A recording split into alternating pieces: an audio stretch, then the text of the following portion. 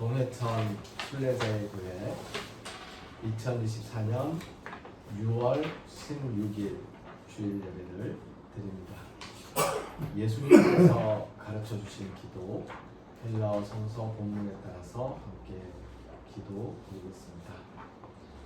파테르 헤몬 호엔 토리스 우라노이스 하기아세토 토 오누마수 엘세토 헬 바실리아수 게네세토 토 셀레마수 호스엔 우라노 카이 에피데스 톤 아르톤 헤몬 톤 에피우시온 도스 헤민 셀레몬 톤 아카이아페스 헤민 타 오페르타 헤몬 호스카이 헤메이스 아페 카멘 토리스 오페르 타이스 헤몬 카이메 에이스 에린케스 헤마스 에이스 페이라스몬 알라비스 아이 아포투 토네루 호티수 에스틴 헬 바실레이아 카이에 피나니스 카이에 독사 에이스투스 아이오나스.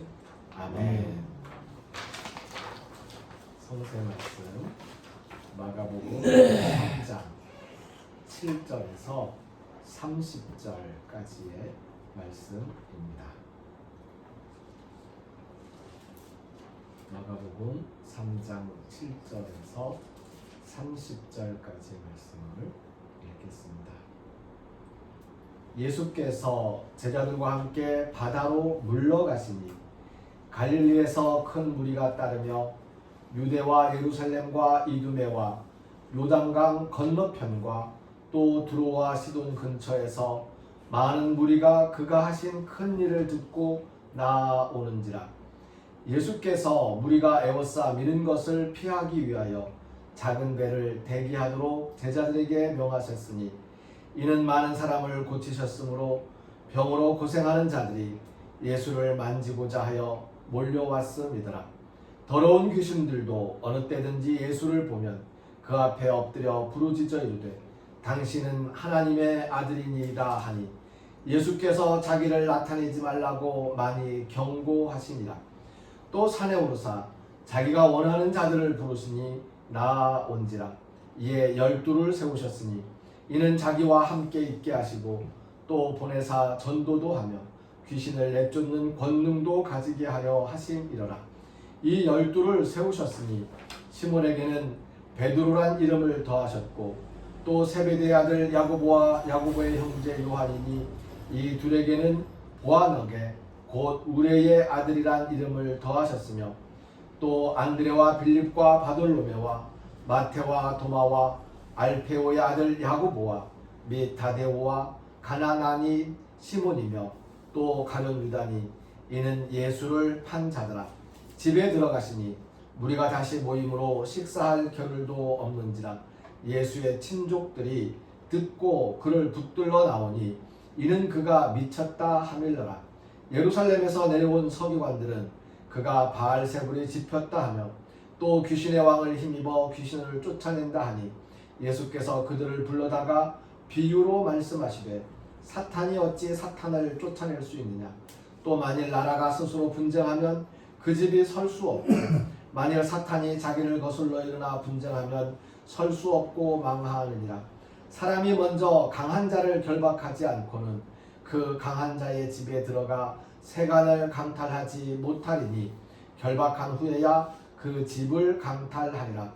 내가 진실로 너희에게 이르노니 사람의 모든 죄와 모든 모독하는 일은 사하심을 얻되 누구든지 성령을 모독하는 자는 영원히 사하심을 얻지 못하고 영원한 죄가 되느니라 하시니 이는 그들이 말하기를 더러운 귀신이 들렸다 함이로라. 모여드는 사람들, 함께하는 사람들이라는 제목을 정해보았습니다. 오늘 말씀 본문을 조금 살펴보면요, 예수님은 늘 사람들과 함께 있다가 물러가시는 거예요. 지난번에도 보면은 산으로 바다 건너로 물러가시는, 피하시는 거죠. 한적한 곳을 찾아갔습니다. 사람들과 함께 있기 싫어서는 아니고요. 사람들과 함께 있어야 되는데 그러려면 한적한 곳에서 재충전이 필요하기 때문입니다. 예수님께서 바다로 가시니까 그 가신 이유는 물러가신 거예요. 좀 쉬러 가신 건데 그 바닷가에서 생각지도 못한 일이 일어납니다. 갑자기 예수님을 찾아서 모여드는 사람들의 말하자면 종류가 확대된 거예요. 지금 생각해보면 요한이 세례를 베풀었던 대상은 유태인이었습니다. 그러니까 팔레스틴 지역에 유태인들도 살았고 그 다음에 이스라엘의 후손들도 같이 살았어요.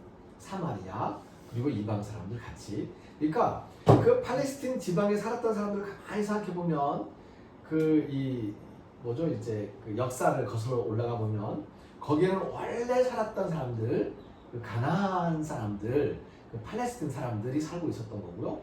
거기에 이집트에서 탈출한 모세와 함께 나온 사람들, 이 사람들이 하나님을 믿는 믿음으로 모여서 아브라함과 이삭과 야곱의 하나님을 만나고 그 하나님을 섬기면서 여기 들어왔단 말이죠.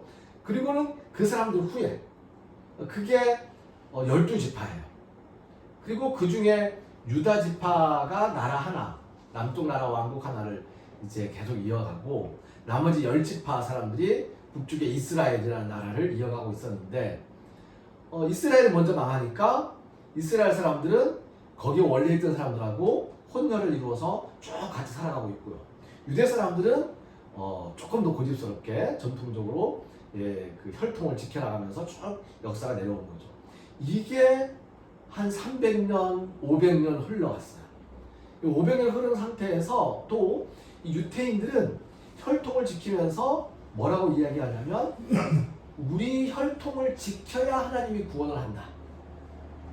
우리 핏줄을 지켜야 하나님이 구원한다. 왜냐하면 하나님은 우리 핏줄, 우리 집안을 선택했으니까. 그렇게 얘기한 거예요. 그러면서 하나님이 우리 핏줄, 우리 집안을 선택했으니 우리 핏줄을 지켜야 되고 그래서 우리는 하나님께 제사를 드리는 민족이고 하나님께 제사를 드리면서 우리는 하나님 핏줄을 지켜주실 것이고 메시아가 나타날 것이고 하는 이야기를 계속 하고 있다는 얘기죠.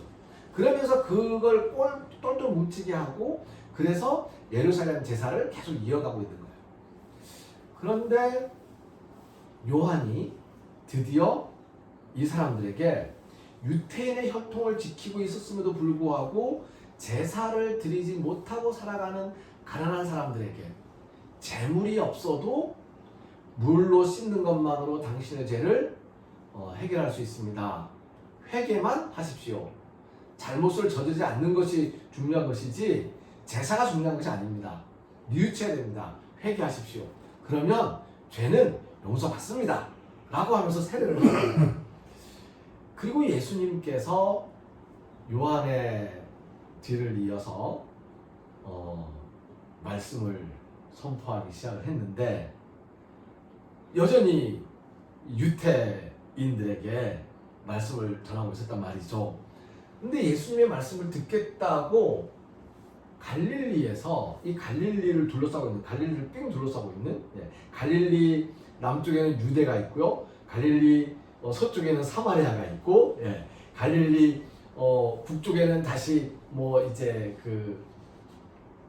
또 나라들이 지경들이 있고 나사렛을 비롯한 유대인들이 사는 지역이 있고 유대인들이 또 양쪽에 떨어져 살고 있었던 거죠. 그리고 갈릴리 동쪽에는 그냥 또 다른 이제 여러 민족들이 얽혀서 서로 이제 혼혈을 이루면서 살고 있었고요. 근데 이 갈릴리를 중심으로 해서 배를 잠깐 띄워 놓았는데 그 예수님에 대한 소문이 그 갈릴리를 중심으로 뺑그로 돌아서 퍼져가지고는 저 멀리서 유대, 예루살렘은 좀 이제 아래 지역이죠. 거기에서 그 다음에 이두메, 요단강 건너 동편에서 두로와 시돈, 이 많은 사람, 사실 이 사람들은 유태인 혈통을 지키고 있는 사람들이 아니에요. 그 사람들이 지금 몰려들고 있는 겁니다. 그냥 모이는 거예요. 그냥. 예. 물론 동기가 아까 우리 찬송하면서도 얘기했지만 병을 좀 고쳐봐야지라고 생각하면서 온 사람들도 굉장히 많았습니다. 하지만 이 사람들은 뭔가 하나님의 말씀에 대한 이야기, 유태인들만 구원을 받는다라는 그 이야기에서 우리는 뭐 아무리 노력해봐도 쓸데없다라고 생각했던 사람들이 또 하나의 희망과 가능성을 가지고서 모여들고 있는 겁니다.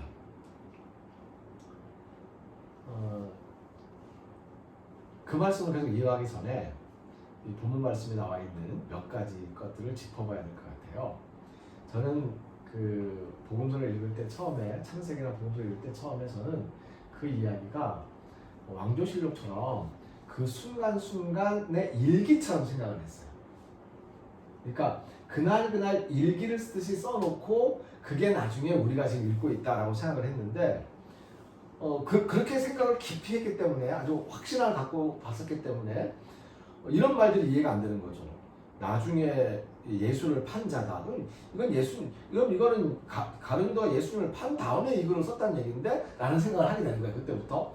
예, 그러면서 이 복음서의 기록이 예수님이 일을 하실 때에 그 옆에서 직접 기록한 것이 아니고 예수님께서 십자가를 지시고 부활하신 다음에 한참 나중에 예수님의 이야기를 서로 나누다가 나중에 기록한 거다. 그러면 뭔가 생각하는 게 좀 약간 끼어들어갈 수 있겠구나 라고 생각을 한 거죠.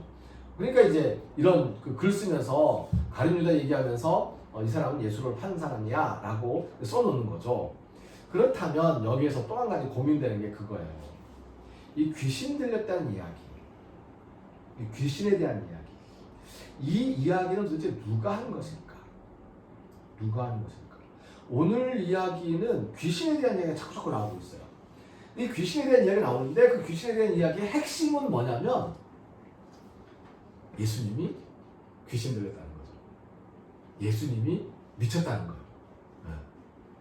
그 소문을 듣고 예수님의 친척들이 예수님을 데리러 온 거예요. 귀신 들린 사람들 사이에 놔두면 안 되니까 잡아다가 집에 붙들어 놔둬야 되는 거죠. 미친 사람을 놔두면 안 되니까 잡아다가 붙들어 놔야 되는 거죠. 정신없는 소리 하는 사람들한테 놔두면 안 되니까 집에 붙들어 와서 정신없는 소리는 혼자 하라고 붙들어 놔둬야 된다고 생각을 하는 거죠. 그래서 친척들이 온 거예요. 바로 이 귀신 들렸다라는 이 이야기, 귀신에 대한 이야기가 예수님의 입에서 나오고 있는 것이 아니고 소문의 근거에서 예수님께서 반응하고 있다는 얘기입니다.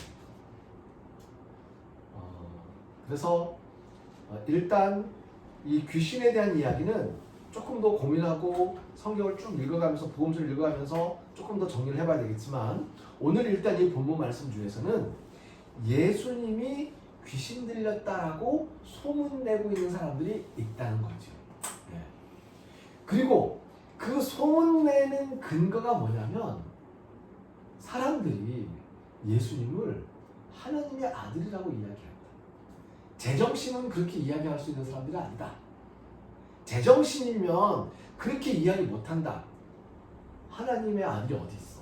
하나님은 혼자 홀로 하늘에 계신 분이시고 우리는 다 그분들의 밑에 있는 그 피조물인데 이게 바리새인들과 서기관들, 유태의 종교 지도자들이 갖고 있는 생각이기 때문에 예수님을 하나님의 아들이라고 이야기하는 순간 그 이야기한 그 사람은 귀신 들린 사람인 거예요.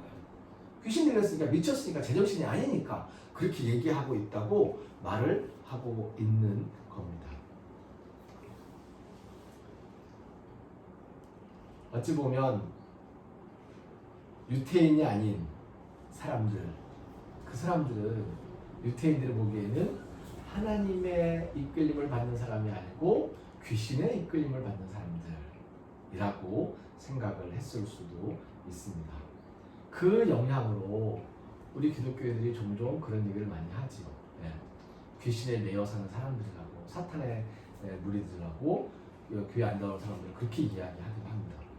이때 상황이 그 상황이에요. 근데 그렇게 얘기하는 사람들이 누구였냐는 거죠. 네, 그것은 예수님이 아니고 바리새인들, 서기관들, 제사장들이었습니다.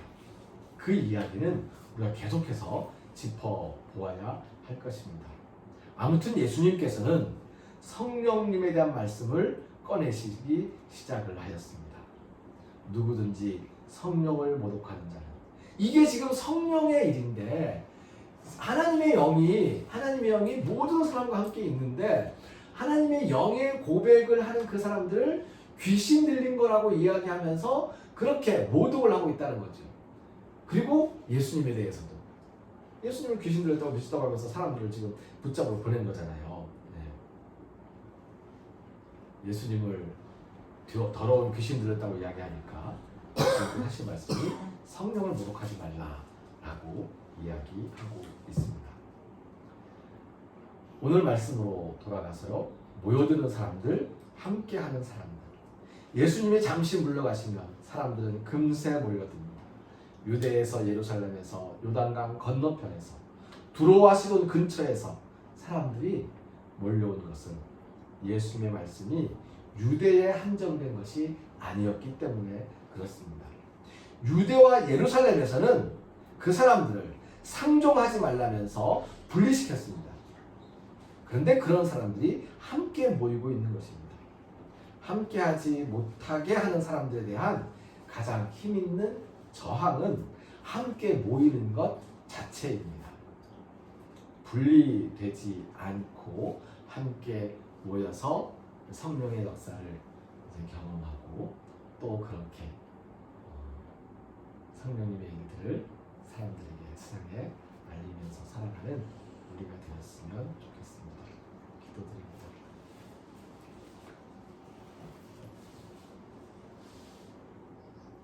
사람들은 특히 권력을 가지고 자기 뜻대로 하려고 하는 사람들을 자꾸자꾸 분리시켜 놓으려고 합니다. 하지만 예수님께서는 그들이 함께 모이게 하는 성령의 역사를 보여주셨습니다. 함께 할 수 없는 사람들이 함께 모여서 예수님께 나오는 그러한 역사가 우리 이 땅에도 일어나게 하여 주시옵소서. 전쟁으로 고통하고 있는 세계의 모든 곳곳에서 그 전쟁이 속히 그치게 하시고 예수님의 평화가 모두에게 임하게 하여 주시옵소서.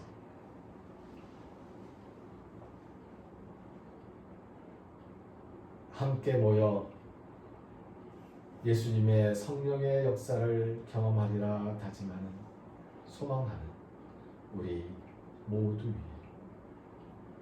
길을 걷는 순례자들과 순례자들을 섬기는 일꾼 순례자들의 발길과 손길, 그 흘리는 땀방울 위에 하나님께서 베푸신 은혜에 감사하면서 건강한 몸으로든 아픈 몸으로든 고민 많은 이 세상 속에서도 하나님께 감사하며 정성을 바치고 헌신하는 손길 그 마음과 그 영혼 육신 위에 우리를 죽음에서 살리시는 주 예수 그리스도의 은혜와 하나님의 크신 사랑과 성령님의 함께 하시며 교통하시는 은총의 역사가 이제로부터 영원까지 항상 함께 하옵시기를 간절히 축원하옵나이다. 아멘. 게네세토 셀레마수 찬송입니다. 게네세토 셀레마수 게네세토 셀레마수 게네세토 셀레마수 게네세토 셀레마수.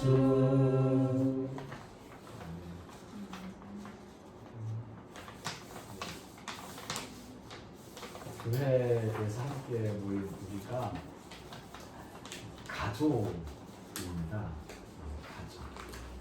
다음 주에 있는 성서 본문이 사실은 예수님의 가족에 대한 이야기인데요.